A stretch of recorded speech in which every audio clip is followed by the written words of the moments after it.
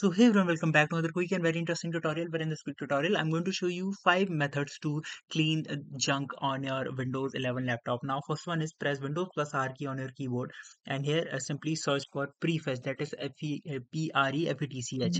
Open this folder. It will ask you to give permission. Give it permission, and here select all the files and simply delete all these files. These are all junk files. Now, secondly, press again Windows plus R key, and here you have to type temp.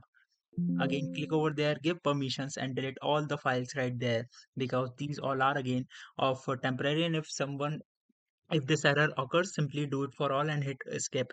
Now again, press Windows plus R key on your keyboard, and here search for percent temp percent. Now this is a different folder. Select all the temporary files, again delete all of them. It will take time, and there are a lot of files here. You can see about 4 GB. Now, while it do its purpose, I'll show you another one. Press Windows plus R key again, and here you have to type tree.